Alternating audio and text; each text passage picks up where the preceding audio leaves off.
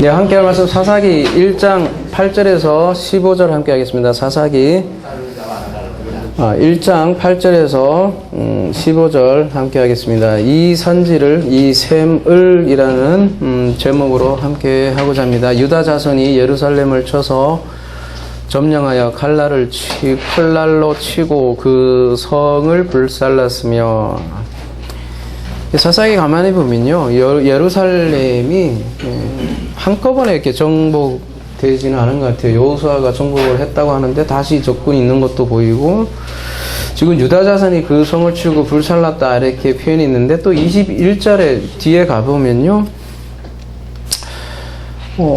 완전 또 정복되지 않은 그런 모습으로 또 보이고 그러거든요. 근데 이 예루살렘이 언제 완전한 정복이 되냐면 다윗 시대에 가서 보면 완전히 정복되거든요. 그리고 그곳에 결국은 성전이 세워집니다. 네, 그리고 우리 지난 시간에 유다 자손이라고 그랬어요. 그죠? 유다 자손이 예루살렘을 쳐서 점령했다 이런 표현을 하는데, 그전에는 아도니베섹이라고 나와요. 근데 이 아도니베섹을 예루살렘에 이르렀더니 그가 거기서 죽었더라. 그러니까 아도니베섹이 예루살렘에서 죽었다 이런 표현들이 나오고요, 그죠? 그리고 그 아도니베섹이 죽은 후에 유다 자손이 예루살렘을 점령을 했다 이런 표현이 나오는데요.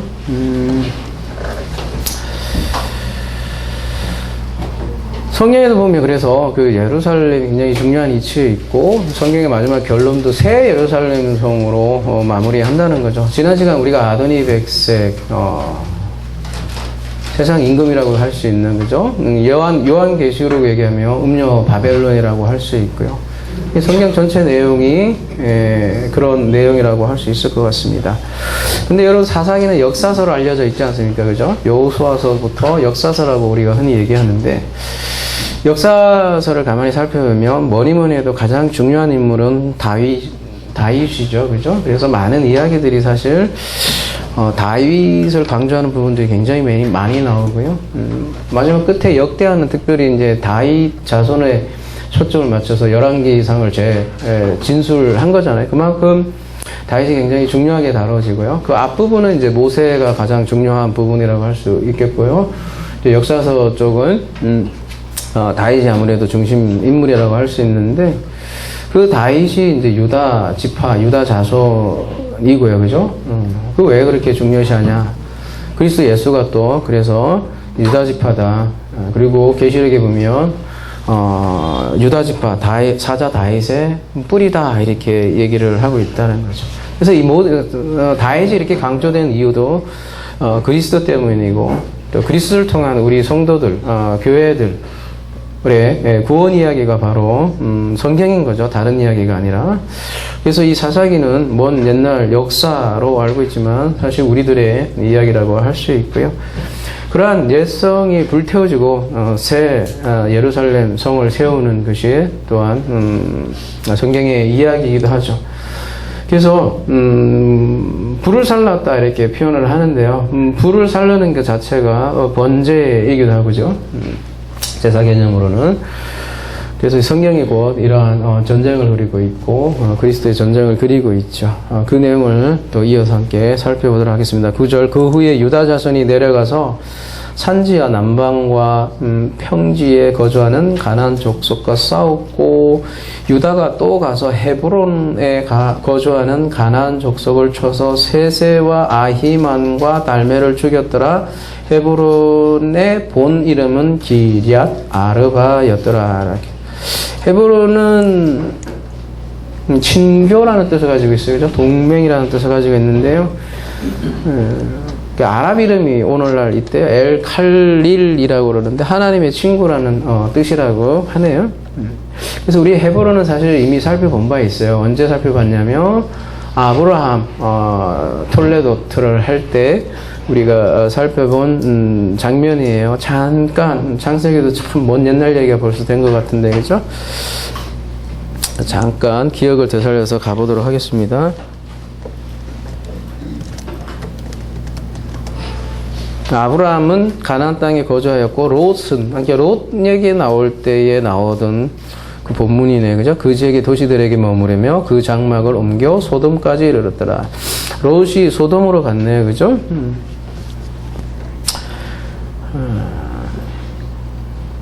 그 지역의 도시들에 머물며 장막을 옮겨 소돔으로 갔다.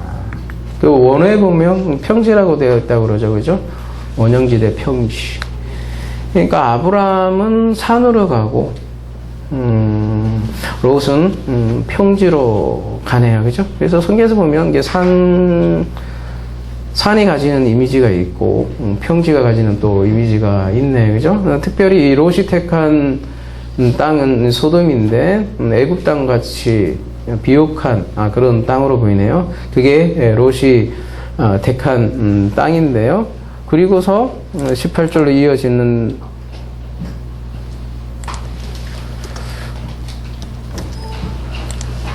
아까 전에가 그 이야기 끝에 18절에 이에 아브라함이 장막을 옮겨 헤브론에 있는 마므레 상수리 수풀에 이르러 거주하며 거기서 여호와를 위하여 제단을 쌓았더라. 아브라함이 거한 곳이 이제 헤브론이다 이렇게 소개를 하고 있어요. 소돔과 이렇게 대비되는 장소로 창세기에는 그리고 있고요. 그 뜻이 소돔은 이제 불타는 곳, 뭐 그런 뜻이라고 그랬죠, 그죠? 불타다 그런 뜻인데 여기는 친교, 동맹이다 이런 하나님의 친구다라는 뜻을 가지고 있으니까요. 두 장소를 이렇게 대비해서 설명을 했고요. 우리가 그때 이미 살펴본 그런 내용이죠. 근데 이 헤브론에 나중에 보면 아브라함이 막벨라 굴을 거기서 사고요. 그 아내 사라가 거기에 묻히고 또 오늘 본문에 이제 갈렙이 등장해요. 이 갈렙이 말하자면 상속받은 땅, 유업으로 받은 땅이 바로 이 헤브론과 관련이 있는 거죠. 그리고 이 헤브론에 나중에 도피성이 이 헤브론에 설치되고요. 그리고 마지막 다윗이 그 왕으로 옹립, 그러니까 세움 받는 곳이 바로 이 헤브론이라는 거죠. 이 헤브론이 하나님의 친구라는 뜻인데 그 모두들이 다 어떻게 보면 하나님의 친구죠. 그래서 야고보서 2장 30절을 보면 아브라함을 하나님의 보시다 이렇게 표현을 하고 있더라는 거죠. 근데 이 하나님이 말하자면 이 산지로, 이 친구로 부르는 장면이 또 성경이라고 할 수 있고요. 그와 대비돼서 그래서 롯이 나오는 거죠. 근데 롯이 거했던 소돔이 심판 받는 모습으로 나오는데요. 그래서 성경은 항상 죄와 의와 심판에 대해서 함께 얘기하고 있죠. 아브라함이 되기 위한 그런 과정이 또한 소돔으로 우리에게 설명하는 부분이죠. 그 부분을 우리가 창세기 강의 때 함께 살펴보았고요. 오늘 본문으로 다시 돌아오면 그러한 배경을 가지고 있는 곳이 헤브론이에요. 근데 그 본 이름이 기럇 아르바였대요. 기럇 아르바. 좀 말이 어려운데, 그죠?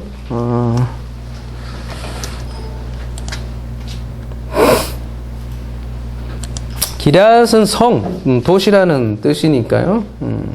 우리나라 말로 하면 성이니까요. 그죠? 근데 아르바만 알면 되겠죠? 아르바. 원래 이게 뭐 밑에 안악 사람 아르바라고 되어 있는데 원래 넷이라는 뜻이에요. 네 도시들이라는 뜻이에요. 네 개의 도시. 그러니까 네 개의 도시니까 아르바 네 개의 성 이러니까 얼마나 역사적으로 보면 이게 네 개의 도시로 이루어진 성이라고 그래요. 그러니까 사실은 거대한 도시죠. 엄청난 도시이기도 하고요. 그러한 거대 도시가 어떤 연합하고 동맹이 있으니까 막강한 힘을 가지고 있는 고대의 성으로 보여지는 것이죠. 그게 원래 네 개의 성 기럇 아르바였는데 이게 본래 이름이었는데 요 이름이 뭘로 바뀌었냐? 헤브론으로 바뀌었다는 거죠. 그죠? 세상과 연합한 거대한 도시가 하나님의 친구의 성으로 바뀐 것이 헤브론이다. 이렇게 성경에서는 얘기를 이렇게 하는 거죠. 대적자죠. 이 네 도시들과 네 사방으로 하나님을 대적하는 네 왕들의 연합. 그런 도시로 되어 있는 이 성이 하나님으로 성으로 바뀌는 그러한 스토리인 거죠. 그러니까 근데 이 아르바가 어떻게 성경에서는 소개되고 있냐면 여호수아서 가볼게요.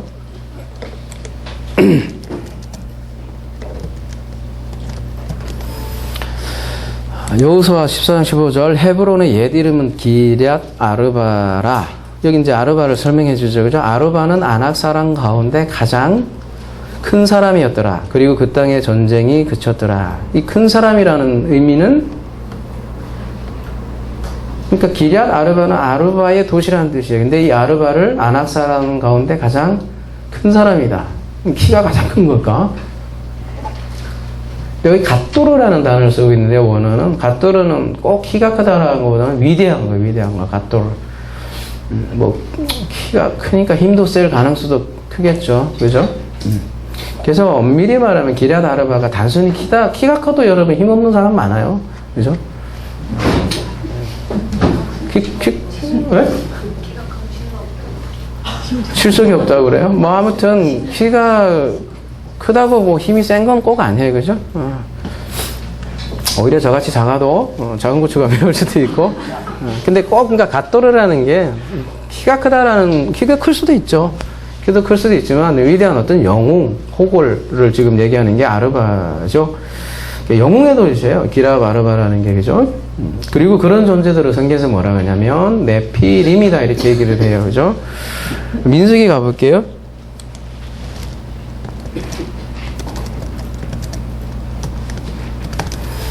거기서 네피림 후손인 아낙 자손의 거인들을 보았나니 우리는 스스로 보기에도 메뚜기 같으니 그들이 보기에도 그와 같을 것이니라. 이때 그냥 거인으로 번역을 했는데 이게 네피림이에요. 그냥 원어는. 그죠? 네피림을 보았다는 거예요. 이 네피림을 어떻게 소개하고 있냐면 다시 창세기 6장으로 가볼게요. 당시의 땅에는 네피림들이 있었고 그 후에도 하나님의 아들들이 사람의 딸들에게로 들어와 자식을 낳았으니 그들은 용사라 고대의 명성 있는 사람들이었더라. 그러니까 이 네피림 이러니까 여러분 그렇게 생각 많이 하잖아요. 하나님의 아들들 이러니까 천사들이 그러니까 천사들과 여자들이 결합해서 나온 거대한 거인을 네피림이라고 생각을 많이 하는 것 같아요, 여러분. 그죠? 근데 여러분 홍수 심판으로 노아의 가족이 남았죠. 그래서 그 8가족으로부터 말하자면 또 인류가 번성한 거잖아요. 그러면 뒤에 아까 민수기 그 다음에 여호수아서 보면 가나안 때 네피림을 또 얘기를 하거든요. 그러면은 또 그러면 노아의 그러니까 노아의 가족들이 다시 천사들하고 뭐 결합을 한 건가요, 그죠? 어떻게 보면 굉장히 신화적인 발상이죠. 그 네피림을 그렇게 알고 있는데 원래 네피림은 우리 창세기 6장 4절에서도 사실 나눈 내용인데 나팔에서 나온 건데 이렇게 넘어지다 떨어지다 그런 뜻이에요. 그래서 뭔가 타락한 자들, 떨어져 있다. 그리고 그 침략자, 습격자 이런 뜻을 가지고 있어요. 그래갖고 이 네피림이라는 거는 그냥 단순히 그 신화적인 거인이라고 이렇게 생각을 많이 하는데요. 그거보다는 굉장히 강한 사람들이에요. 용사들이고 전사들이고 영웅들 그런 의미가 네핌들인데요. 그러니까 말하자면 이 라멕의 후예들, 자기가 왕들이 돼 있어서 세상을 쥐고 흔드는 그런 용사들을 성경에서는 이 네피림이다 이렇게 얘기를 하고 있어요. 그들을 그래서 용사라 이렇게 표현하고 있고요. 명성이 있는 사람들이다. 명성이 있는 사람들이라고 하면 오늘날로 얘기를 하면 뭐 이름을 날리는 사람이에요. 그죠? 이름을 날려서 영웅 취급받는 대단한 사람들을 네피림이다 이렇게 얘기를 하고 있고요. 그 영웅을 창세기 10장에서도 소개하고 있는데 그 영웅이 하는 일이 뭐였냐면은 창세기 10장 8절에 보면 구스가 또 니므롯을 낳았으니 그는 세상의 첫 용사라. 사냥도 잘했던 모양이에요. 그래서 그죠? 그가 여호와 앞에서 용감한 사냥꾼이 되었으므로 속담에 이르기를 아무는 여호와 앞에 니므롯같이 용감한 사냥꾼이 하더라. 이 또 니므롯을 깃보로 위대한 용사로 이렇게 소개하고 있더라는 거죠. 그리고 그 위대한 영웅, 힘을 가진 자가 뭐를 했냐면 바벨탑을 쌓았다는 거죠. 이 바벨탑을 쌓으면서 하는 말이 뭐였냐면 그 목적이 뭐냐면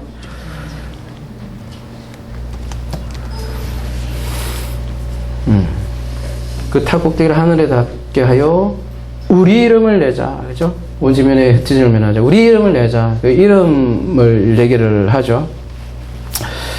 그러니까 이 용사라는 게 단순히 힘이 센 것만을 얘기한 게 아니라, 그러니까 뭔가 하나님을 대적하는 자들을 네피림이다 이렇게 얘기하고, 영웅이다, 또 니므롯 이렇게 설명하고, 그들이 쌓은 도성이 바벨탑이고, 그 바벨탑 이미지를 그대로 가져온 게 계시록의 바벨론이고, 음녀 바벨론으로 소개되고 있죠. 근데 그 음녀 바벨론이 흩어지고, 그죠? 망하고 새 예루살렘으로 하늘에서 내려오고 성경은 이렇게 마무리되는 거죠. 그러고 보면 성경 천천히 일관된 거예요, 그죠? 그러니까 오늘 본문의 기럇 아르바라는 거는 말하자면 영웅의 도시죠. 그리고 이 영웅들을 죽이고 하나님의 친구로 만들어가는 스토리다 할 수 있는 거죠. 근데 그 영웅들 셋이 소개되고 있어요. 이름이 세세, 아히만, 달메로 이렇게 소개를 되고 있는데요. 이 세세는 그 애굽왕 시삭처럼 태양을 의미하고요. 이 아히만은 그 머니의 친구라는 뜻이고, 머니가 이게 신의 이름이에요. 그리고 이 달메는 밭고랑이라는 뜻인데, 그죠? 농사, 풍요 이런 걸 상징합니다. 그래서 이 세 명의 이름이 전체가 다 사실 신과 관련된 이름이고, 우상 숭배와 관련이 되어 있는 그런 세 명의 이 영웅들을 소개하고, 이 모두가 아르바의 후손이다 이렇게 얘기를 하고 있어요. 영웅 호걸들이죠. 세상 임금이고, 창세기 표현을 하면 네피림이고. 근데 지금 그 네피림과 싸우는 존재를 뭐냐면 지금 유다 자손으로 소개하고 있고요. 이 유다 자손이죠. 그리고 다윗이 이제 그 내용의 마지막 하이라이트라면, 다윗도 보면 네피림하고 또 싸워요, 그죠? 그 네피림은 누구로 소개되고 있냐면 골리앗이죠, 그죠? 골리앗과 다윗의 전쟁. 그 전쟁을 사실 미리 보여주는 게 이 사사기 1장이라고 할 수 있고요. 그래서 여러모로 역사선의 가장 주인공은 다윗이라고 할 수 있고, 그리고 그 다윗의 자손 그리스도가 또 우리에게 전쟁을 소개하는 게 계시록의 19장에 소개되어 있고, 그렇게 성경은 또 마무리되는 거죠.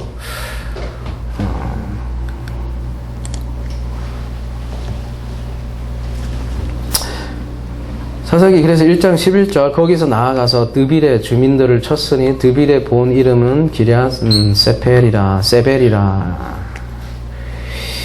이 사사기 1장 11절부터 15절은 흔히 말하는 갈렙 이야기가 이제 나와요. 근데 사실은 여호수아 15장 13절에서 19절에 똑같이 나와요. 뭐 글자 한자도 안 틀리게 나오고요. 접속사까지도 똑같은 내용이 사실 반복돼요. 이 갈렙이 왜 두 번이나 그러면 반복이 되는 걸까? 그러니까 꼭 이게 연대기적 얘기라기보다는 사사기 1장은 앞으로 사사기가 진행될 어떤 배경을 설명하는 거죠. 근데 그 갈렙 이야기가 두 번이나 반복되는 거는 뭔가 하고 싶은 얘기가 있기 때문에 반복되는 거겠죠. 근데 그 배경이 드빌이래요. 드빌이 뭐냐면 여러분 다바라 아시죠? 그죠? 말씀이란 뜻인데요. 다바라하고 동사 그 자음이 똑같은 그 말씀과 관련된 도시인데요. 드빌이라는 게 원래 여러분 신탁이란 말 들어봤죠? 그죠? 신의 계시를 맡는 게 신탁. 그 다바르하고 관련된 건데요. 원래 이 드빌이라는 그래서 성소라는 뜻은 신탁, 뭔가 이렇게 종교적인 장소를 나타내는 게 드빌이에요. 그리고 그 원래 그 여기도 이름은 기럇 세벨이래요. 근데 이 세벨이 뭐냐면 아까 기럇 아르바잖아요. 기럇은 성이라고 그랬죠, 그죠? 그러니까 이 세펠을 말하면 되겠네, 그죠? 세펠은 뭐예요? 밑에 보면 책이라는 뜻이에요. 여러분 서기관이라는 뜻도 있죠. 세펠을 책. 예. 그러니까 책들의 도시예요. 책들의 도시. 책들의 도시라는 게 뭐예요? 서기관들의 성, 서기관들의 도시. 요즘으로 얘기하면 이런 도시가 어디에 있을까요? 큰 도서관이 있는 도시. 그래서 어떤 문학의 중심이 되는, 문화의 중심이 되는 그런 도시. 그곳이 곧 또 철학의 중심이 되기도 하겠죠, 그죠? 그러한 장소가 바로 드빌이고, 그래서 그 옛 이름을 기럇 세페르, 책의 도시라 이렇게 얘기를 한 거죠. 근데 그 곳이 송소로 불린대요. 드빌, 다바르, 그죠? 그러니까 이러한 장소를 온니엘이 이제 정복하는 기사가 일어나는 거죠. 그러니까 이게 단순한 전쟁이라기보다는 뭔가 뭐 철학의 전쟁, 정신의 전쟁 이렇게 봐야 되나요? 그러니까 말썽과 관련된 전쟁이라는 걸 알 수가 있고요. 사실 요즘도 뭐 모든 사실 권력이라는 게 대부분 보면 말에 의해서 장악되죠. 여러분 언론이 뭐 굉장히 강하다 하잖아요. 그때 언자는 뭐예요? 말씀 언자죠. 말과 관련이 되어 있고. 여러분 교육은 뭡니까? 교육도 마찬가지로 사실 어떤 뭐 철학, 뭐 정신 이런 것들을 가르치는 거잖아요. 근데 뭘로 가르치겠어요? 그것도 말로 가르치겠죠. 그래서 여러분 종교는 뭘까요? 종교? 종교는 으뜸 종자에다가 가르칠 교자거든요. 교육 중에 가장 으뜸인 게 종교라고 얘기를 하는 거예요. 그러니까 종교, 언론, 교육 이런 것들이 모두 사실은 말과 관련되어 있고 정치인들은 뭐를 해요? 결국은 뭐 법을 만드는 일들이 그거 다 합해죠. 수백 명들이 모여서 하는 거잖아요.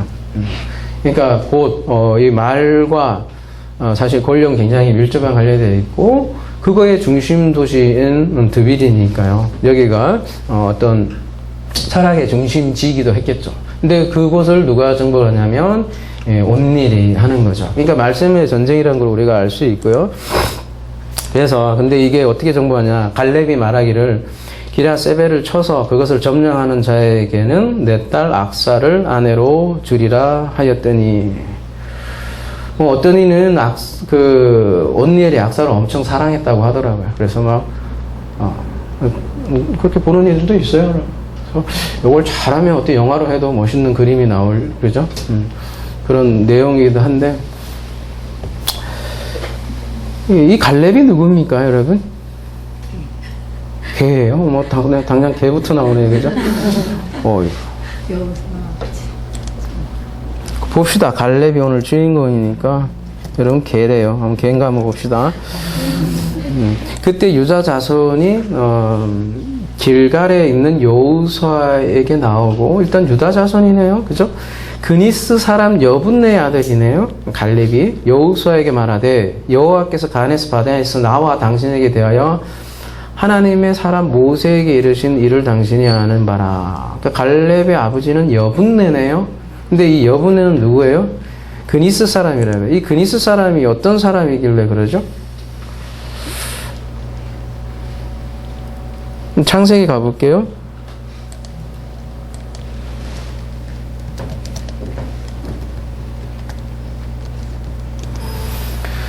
창세기 15장 18절 그날에 여호와께서 아브라함과 더불어 언약을 세워 이르시되 내가 이 땅을 애굽 강에서부터 그 큰 강 유프라테까지 내 자손에게 주노니 곧 겐 족속과 그니스 족속이죠? 여러분 보이시죠? 그니스 족속과 간몬 족속과 이렇게 쭉 나오죠. 그러니까 하나님이 약속한 어떤 가나안, 그러니까 유대가 아니라 가나안 이방 족속에 소개되는데 그 중에 하나가 그니스라는 거죠.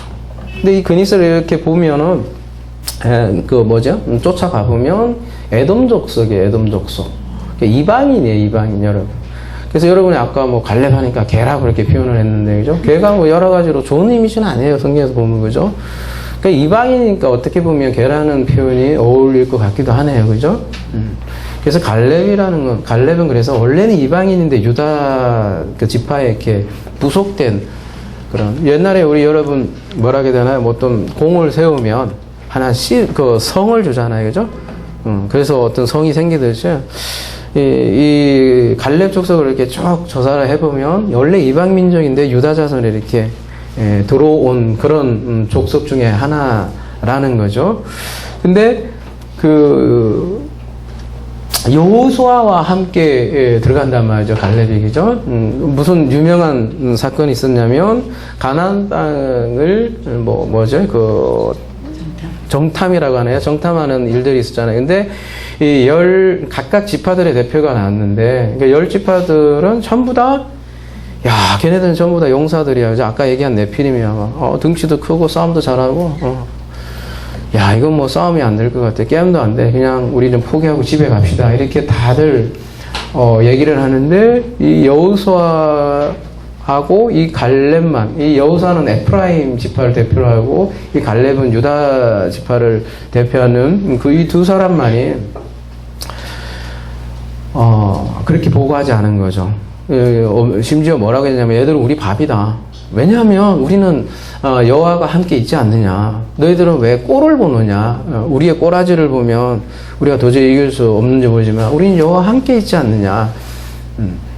그렇게 얘기한 그 보고한 사람들이 사실 여호수아와 갈렙이고, 그리고 그러한 갈렙이 이제 자기 예전에 이제 하나님의 약속을 믿은 거죠. 그리고 이제 그 땅을 분배할 때 사실 땅을 정복하기 전에도 전에 미리 이렇게 땅을 배분하는 장면이 오는데 갈렙이 뭐라고 얘기를 하냐면 여호수아서 가볼게요.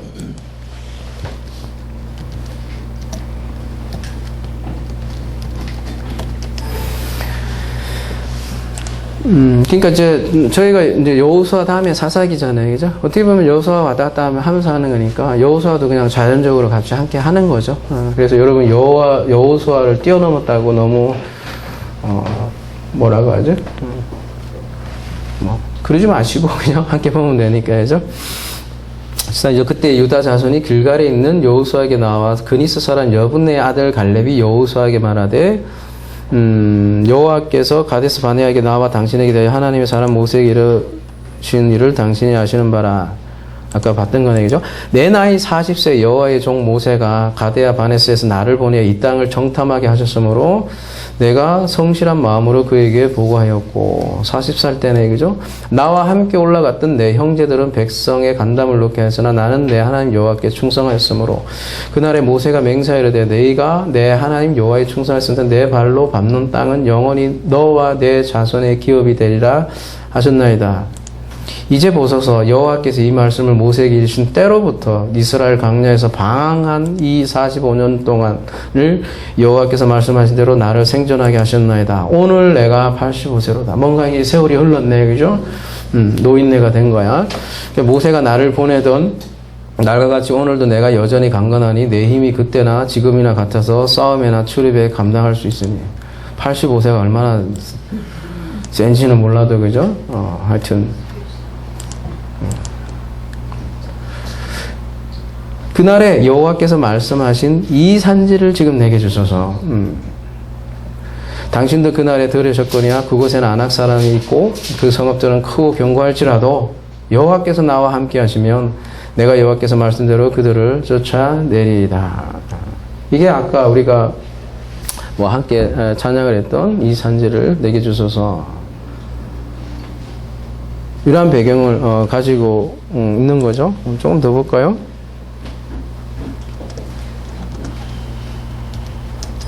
여호수아가 여분네 아들 갈렙을 위하여 축복하고 헤브론을 그에게 주어 기업을 삼게 하며 이미 뭐 들어가지도 않았는데 그러니까 제비뽑기 한 거예요, 그죠? 준 거예요, 이미 여기를. 헤브론이 그니스 사람 여분네 아들 갈렙의 기업이 되어 오늘까지 이르렀으니 이는 그가 이스라엘 하나님의 여호수아를 온전히 쫓음이라. 이렇게 기업은 괴라는 뜻을 가진 거죠. 사람 이름은 괴라고 적으래. 근데 이방인 갈렙이 그 산지를 차지한단 말이죠. 우리에게 뭔가 하고 싶은 이야기가 있어서 그런 이름을 가진 거겠죠, 그죠? 여러분, 헤브론이 하나님의 친구라는 뜻 아닙니까, 그죠? 근데 개를 하나님의 친구로 만드니 놀라운 일 아니에요, 그죠, 여러분? 그러니까 신약에 보면 개로 취급받는 여인이 있어요, 그죠? 그런 스토리 보면 이제 이해가 되죠, 그죠? 유대인은 사실 이방인을 개로 취급을 했죠, 그죠, 여러분? 근데 그들이 오히려 하나님 나라에 들어가죠. 그게 성경의 내용이고요, 그죠? 그래서 이 산지를 주셔서 그 산지가 바로 헤브론이고 다른 말로 하면 하나님 나라였죠. 그래서 이 산지를 달라는 것은 부동산 게 달라는 단순한 그런 얘기는 아닌 거죠. 근데 이러한 갈렙이 그래서 이 산지를 취하는 스토리가 바로 이제 오늘 본문이고요. 근데 이 갈렙이 말하기를 이 세벨을 치는 사람에게 딸을 준대요.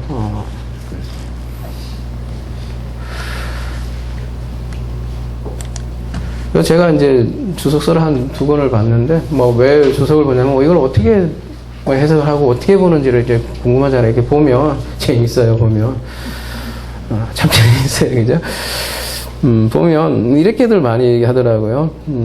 갈렙이 신랑감을 고르는 아주 훌륭한 방법이었다. 대부분 그렇게, 아니, 웃지만 그렇게 본단 말이에요. 훌륭한, 자기 딸을 위해서 훌륭한, 요즘도 그러잖아요. 훌륭한 신랑감 고르는 방법이 말하자면 교회에서 집사나 아니 교회를 다니고 여러 가지 조건들이 있잖아요. 근데 이 갈렙이 어쨌든 그 악사를 아내로 안 거는 게 신랑감을 좀 훌륭한 신랑감을 고르는 방법으로서 이렇게 봤다고 이렇게 보는 분들이 많더라고요. 그죠? 그러니까 드비를 정복하는 자에게 나를 준다.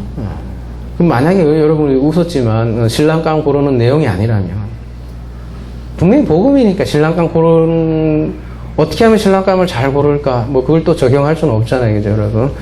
그러면은 이 딸 얘기는 또 왜 나오고, 그 딸을 또 차지하는 온니엘은 뭐고, 그런 부분 우리가 함께 살펴봐야겠죠. 그죠? 갈렙의 아우 그나스의 아들인 온니엘이 그것을 점령하였으므로 갈렙이 그의 딸 악사를 그에게 아내로 주었더라. 갈렙의 아우 그나스의 아들. 온니엘. 그러면 그나스는 누구예요? 갈렙의 아우네요. 그죠? 그리고 그 그나스의 아들이니까 온니엘은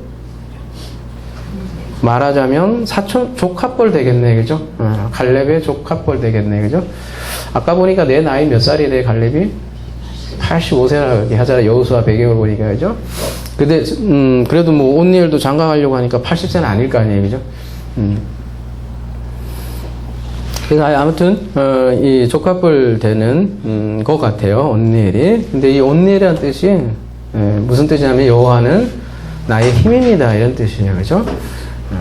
사실 도저히 불가능한 그 싸움인데 그래서 이 다윗과 골리앗 전쟁과도 닮아 있는 저 전쟁인데 여호와는 나의 힘이다. 그리고 그 여호와의 전쟁을 얘기하는 거고 이 전쟁은 그러니까 단순한 어떤 영웅에 대한 얘기가 아니라 하나님의 전쟁을 대변하는 인물로 온니엘이 택함을 받은 거고 그가 갈렙의 딸 악사를 차지한다는 거죠. 여러분 성경의 비밀이 크다 이렇게 얘기하죠. 그죠? 사도 바울이. 그 비밀은 그리스도와 교회다 이렇게 얘기를 하잖아요. 근데 이것도 그리스도와 교회의 얘기를 하려고 이렇게 딸을 차지하는 신부를 차지하는 그러한 내용이 나오는 거죠. 참 알고 보면 참 쉽죠? 아닌가요? 하면 할수록 참 로마서는 지금 보는데 그죠? 무한반복 같아 보면 그죠? 6장 보면 계속 무한반복 하는 것 같고 사사기 또 보면 그렇다는 거죠. 그래서 알고 보면 되게 교만인가요? 쉽다고 하면 그죠? 성경을 어렵기도 하지만 그죠? 결론에 가기까지는 참 어렵기도 하지만 알고 보면 전부 다 그리스도와 교회에 가는 얘기죠. 쉬워야 되죠. 그죠? 성경이 어려우면 안 되겠죠. 비밀을 알면 쉬운 거죠. 그죠? 1장 14절 악사가 출가할 때에 그에게 청하여 자기 아버지에게 밭을 구하자 하고 나귀에서 내림에 갈렙이 묻되 네가 무엇을 원하느냐. 이제 악사가 이제 온니엘의 아내가 된 거죠. 그리고 이제 집을 떠나게 됐는데 이제 이 딸이 아버지에게 밭을 요구하는 거죠. 그죠? 근데 밭을 구하고자 나귀에서 내렸다. 왜 이런 표현을 할까요? 그죠? 나귀에서 내린다는 게 어떤 표현이겠어요? 되게 예의에 대한 표현이기도 하고 뭐를 이렇게 간절히 구할 때 이런 표현을 쓰는 어떤 뭐라고 하죠? 그런 억울해요. 네. 그러니까 뭔가를 이제 강구할 때 나오는 표현인데 되게 아버지를 극진하게 존대하고 그죠? 여러분 자식들이 갑자기 예의 있고 겸손한 말투로 아버지 이렇게 하고 찾으면 겁나죠? 그렇잖아요, 그죠? 평소 때 띠치거리다가 갑자기 되게 친한 척해 그러면 무섭죠, 그죠, 여러분? 그리고 모르는 사람이 생전 10년 동안 연락을 하는데 갑자기 되게 막 연락이 와서 그러면 무섭죠, 갑자기. 대부분 그럴 때는 이렇게 뭐라 하지? 축의금 준비해야 되는 상황이 많죠, 그죠? 아니면 뭐 보험 아저씨, 그 보험이라든지 뭐 하여튼 그런, 하여튼 이 딸내미가 나에게서 내려서 이렇게 딱 이렇게 하니까 아버지인 갈렙이 딸이 뭔가 원하고 있구나. 그래서 네가 무엇을 원하냐 이렇게 물었죠. 그랬더니 딸이 하는 말, 내게 복을 주소서 아버지께서 나를 남방으로 보내시니 샘물도 내게 주소서 하며 갈렙이 윗샘과 아랫샘을 그에게 주었더라.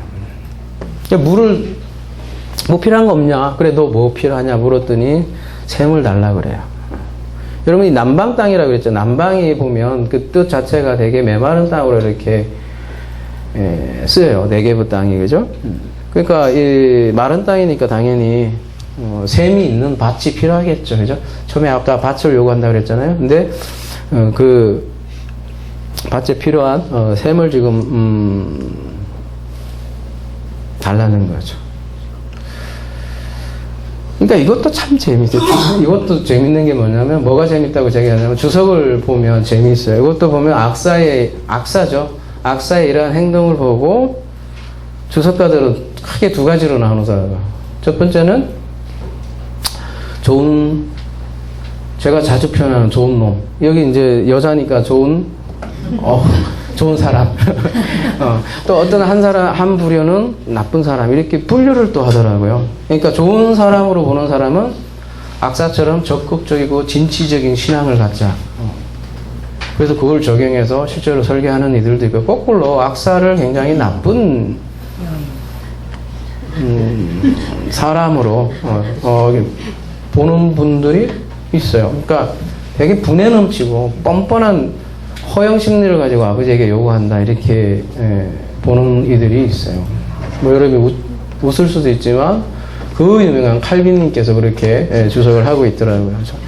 그래서 칼빈님도 보면 되게 바른 소리도 많이 하지만 가끔 가다가 이렇게 뭐 좀 뭐라 해야 되나 도덕적인 판단 이런 거에 굉장히 또 단적인 면도 보이기도 해요. 그죠? 그러니까 하여튼 악사가 아버지에게 이렇게 뭘 달라고 이렇게 한 게 되게 좀 뻔뻔하지 않냐? 뭐 그러면은 그런 예를 들어서 주석을 따는다면 우리는 또 어떻게 적용을 해야 되겠어요? 우리는 어떻게 해야 되나요? 근데 이런 것도 또 잘 또 하잖아요, 그죠? 그렇게 아무튼 제가 적용도 못 하겠네요. 근데 그렇게 적용하기 시작하면 진짜 설교 되는 거죠, 설교. 여러분 그 우스갯소리로 막 이렇게 잔소리 많이 하면 뭐라 그래요? 아버지 설교 좀 그만해 막 그러잖아요, 그죠? 진짜 그렇게 돼버린 거죠. 잔소리가 돼버리는 거죠. 그래서 성경에서 좋은 놈, 나쁜 놈 고르기 시작하면은 그렇게 적용으로 흘러가게 되고, 악사는 나쁜, 못하겠네. 아직. 나쁜 사람이 되는 거죠. 근데 여러분, 이게 나쁜 사람이겠습니까, 이게? 그죠? 악사가. 도덕적으로도 왜 나쁠까요, 그죠? 딸이 아버지에게 요구하는 건데요.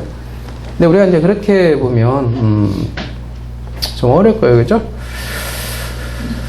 간구죠. 악사의 간구인데 어떻게 보면 기도인데 뭐 필요한 거 없냐 그랬더니 아버지에게 복 달라잖아요. 복. 근데 그 복 바라크인데 원어는 그죠? 그 복을 뭐라고 하냐면 지금 내게 복은 샘입니다 이렇게 얘기하는 거잖아요. 그죠? 샘 달라는 거잖아요. 근데 그 샘을 요구를 하는 샘은 어떤 샘이냐면 윗샘과 아랫샘을 지금 얘기를 하고 있고요. 물리적으로는 아마 높은 지역에 샘이 하나 있었고 낮은 지역에 샘이 있어가지고 그 전체가 물이 충만한 그러한 땅을 얘기하는 거겠죠. 그리고 갈렙이 이제 악사에게 그런 샘을 준 거죠. 여러분 그리스도와 교회 관계라고 그랬어요, 그죠? 그러면 그 신부에게 당연히 좋은 거 주어야 되는 거 아닙니까, 그죠? 그리고 신부는 마땅히 좋은 것을 요구를 하죠. 가장 좋은 것 주는 그 아버지의 내용인데 그게 왜 이렇게 뻔뻔한 건가요? 그죠?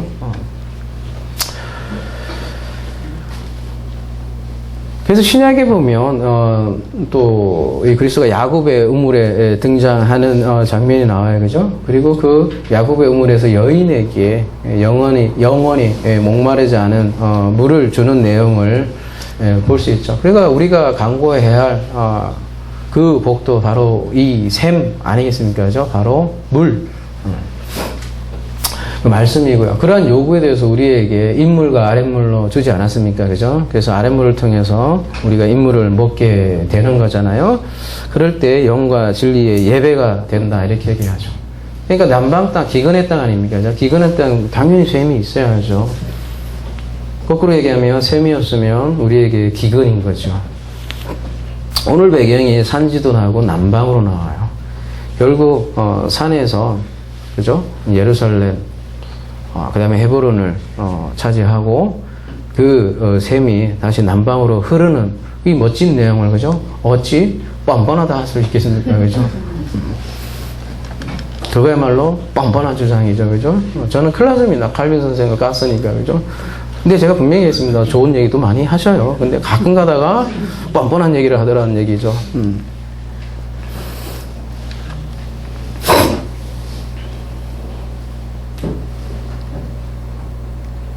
여러분 에덴 동산에 보면 산이 조그만 동산으로 표현되는 이 산에서 온 땅에 물이 흘러가는 그런 모습이 보여요. 근원이 되어서 네 방향으로 흐르는 땅이 보이죠. 기럇 아르바 네 성이라고 했는데 그 세상 나라의 성에 그 성이 하나님의 말씀으로 채워지고 그리스도의 전쟁으로 인해서 그곳이 장소가 바뀌죠. 예루살렘이 새 예루살렘 되고 기럇 아르바가 헤브론이 되죠. 그곳에서 인물이 생기니 그 인물을 쭉 아랫물로 펼쳐지는 이 놀라운 복음 얘기죠. 그게 우리 그리스도와 교회 얘기고 우리에게 주어지는 복이라는 거죠. 그러니까 우리에게 복이 다른 게 아니라 영생의 말씀이고요. 이게 언니의 신랑이잖아요. 신랑과 함께 할 때 악사 우리 교회의 복이죠. 넘쳐나는 기쁨의 샘물이고요. 그죠? 그 복이 곧 그래서 영생이라고 하고요. 이러한 영생의 기쁨이 흘러넘치는 우리 하나사랑 되기를 기도합니다.